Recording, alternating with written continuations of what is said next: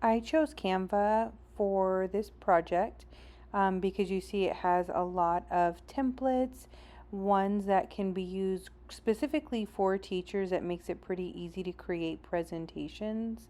As you can see, it has a lot of templates broken down into grades specifically to make it a little bit easier and more interactive for teachers to make presentations for their children.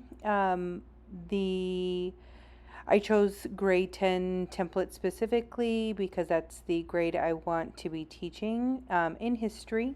So something that I like to use is just the pre-made templates. As you can see, there are quite a few to choose from. So I just chose a pretty generic one to give you an idea of what Canva has to offer.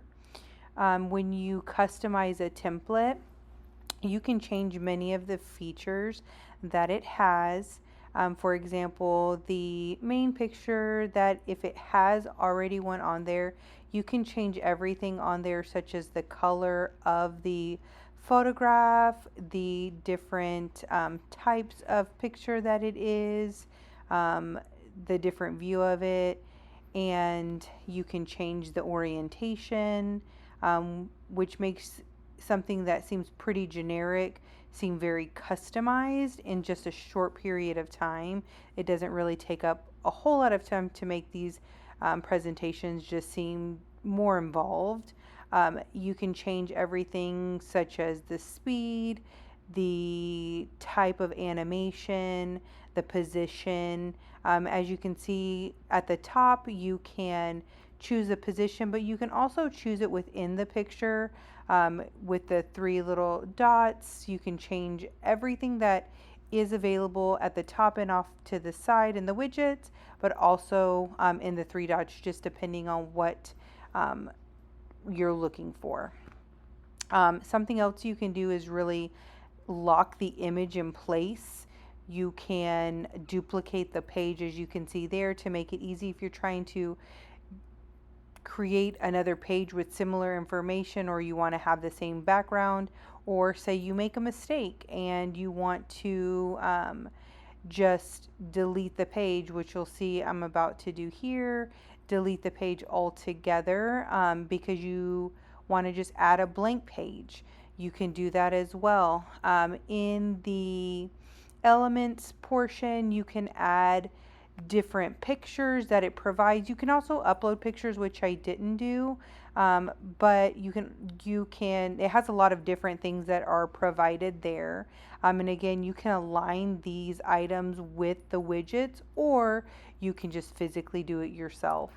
Um, Another thing you can do with this, you can also change the background so that it can be transparent, so you can also add text above it. So as you can see, I'm changing the transparency here, but you can still have color behind it. So there's a lot of different ways to make these very appealing depending on what types of students that you're teaching. You'll still be able to add text and writing above and below it.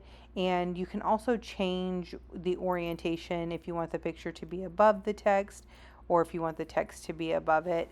You can change simple things just like with any other program. You can change the font, you can change the size, you can change the color, just depending on what type of presentation you're trying to do.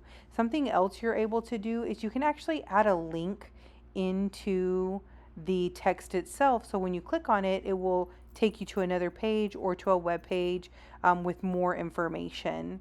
I think that's really great because you can share this, which I'll show at the end. You'll be able to share this with other individuals. So say if you want to share this with your classroom, they're able to click on the link and go to a specific web page that has more information of whatever it is you're trying to share with them.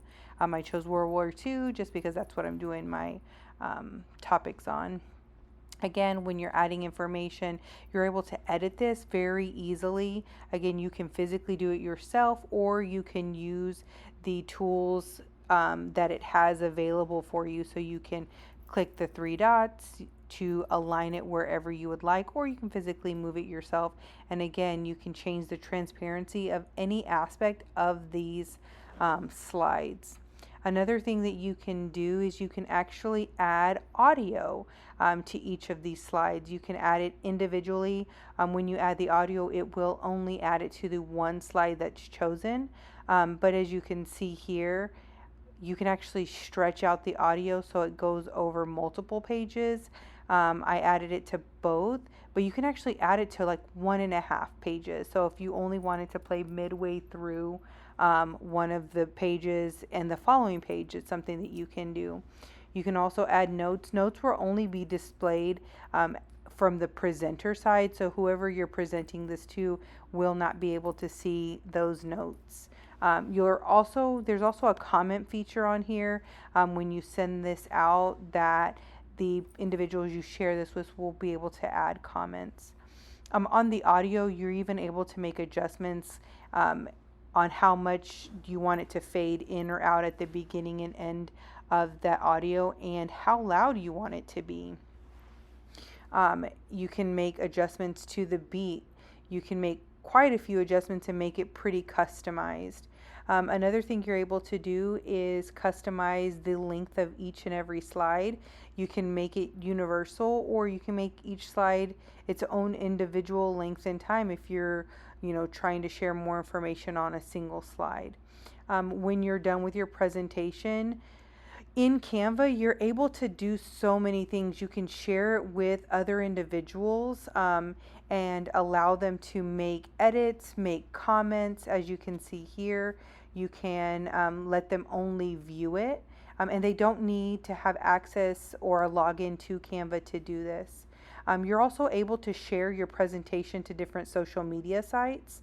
And I'm going through this pretty quickly because this actually has a lot of information, but you're able to do so many things because so many different applications can be linked to Canva. It's pretty universal where you're able to use it across many different platforms.